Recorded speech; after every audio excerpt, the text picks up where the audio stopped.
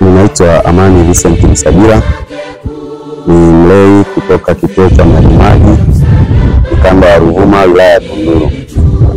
Nacho kisa kimoja nachotaka kushare leo. Siku moja nikiwa nyumbani, kuna ofisi ndogo ambayo nimekuwa nikitoa huduma za afya.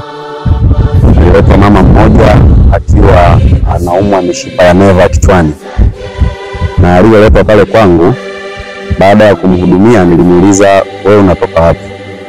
Baadaye ni mkazi wa Dar es Salaam, lakini amekuja kijijini hapo kwa kutafuta manyoya ya mnyama mmoja ambaye alikuwa ameagizwa katika imani za waganga wa kienyeji. Baada ya kumuuliza hao manyoya umeagizwa utayapata wapi, akadai ameelekezwa kuna mganga mmoja hapo kijijini.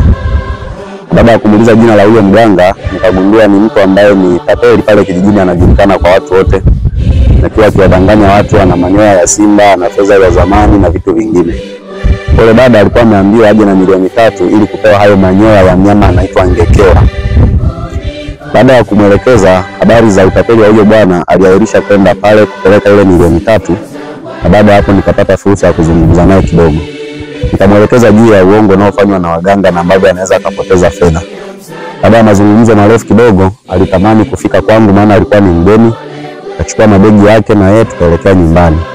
Siku ilipofika, tulifanya ibada ya jioni nyumbani, mimi, mke wangu na watoto kama ambavyo tumekuwa tukifanya. Wakati tukifanya ibada hiyo tuliimba wimbo.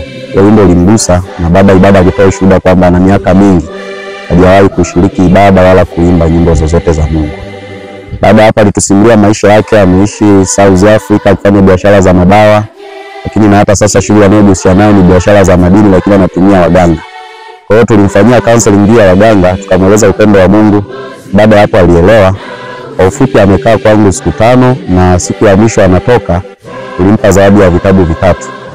Kifo na Ufufuo, Pendo Lisilo Kifani, lakini tukampa na kitabu kimoja nimekisahau jina.